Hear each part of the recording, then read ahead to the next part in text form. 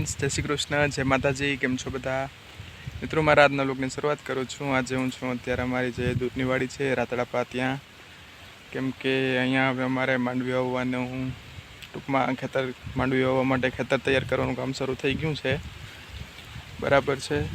अने अमे अहींया पाणी पण वारी दीधुं। कोरवणमां पाणी शरू छे एम तो छेल्ला 2 दिवसथी शरू छे। हवे लगभग कांठे आवी गया। તમે બન્યા રહ્યો મારા વિડીયોમાં હું તમને બતાવું આગળ। જો મિત્રો આ નાકામ જાય છે।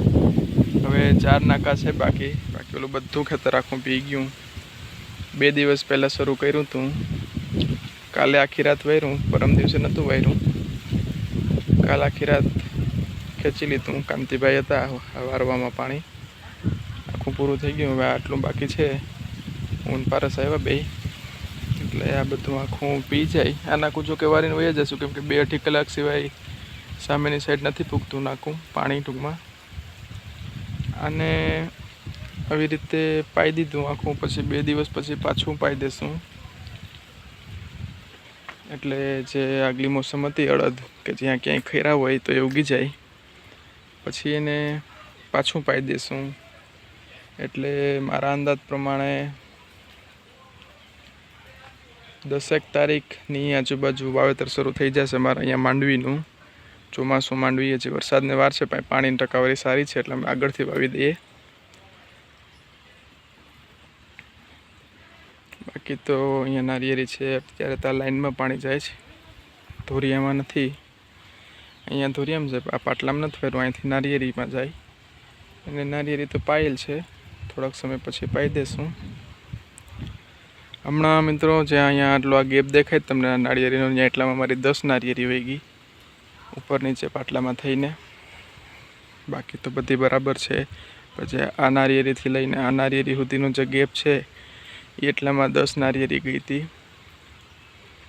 એ નાળિયેરીઓ ચોમાસામાં વીજળી પડી હતી એમાં બળી ગઈ બધી, પાછી નીચે વાવી દીધી જ એટલે 2 વર્ષની અંદર શરૂ થઈ જશે, નહીં વાંધો આવે। અને આ તો જે ઓલું ખોળ છે એ છે પશુને ખવડાવવા। હવે કેમ કે લગભગ નીણ પૂરી થઈ ગઈ છે નહીં કંઈ એટલે હવે તો આ જ ખવડાવવું જોઈએ।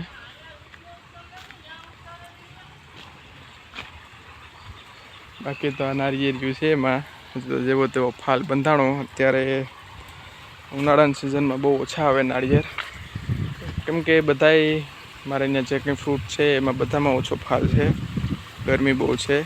આ યાર આ લાઈનમાં પાણી અહીં સુધી આવે છે, અહીંથી પાછું આમ ફરીને જાય છે છેક સામે સુધી। હા બરોબર, એટલે મમ્મીએ કીધું કે હું રોટલી કરી નાખું એટલે તો તમે એવું હોય તો જમી લેજો આવીને। ઓ આવીને ગયા કઈ વાંધો નહીં, હાલો હા ભલે કઈ વાંધો। હરિયું મિત્રો હવે નાકું વરી ગયું। જે ઓલું નાકું હતું એ વાર લીધું પારસે, જે હમાનામાં કરે નાકા એ ક્યારો ભરાઈ ગયો। હવે આમાં વાયરું પાછું। અહીંયા બંધ કર્યું હતું એનું કારણ છે કે બધું પાણી આ બાજુ આમ વયું જાય એટલા માટે। આ સહેજ આમ ભરાતું હાલે તો વાંધો ન આવે।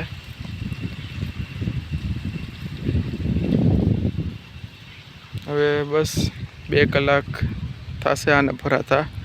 હવે 3 ક્યારા બાકી છે, 8 કલાક જેવું છે એટલે 8 કલાક એટલે હાંજ પડી જશે।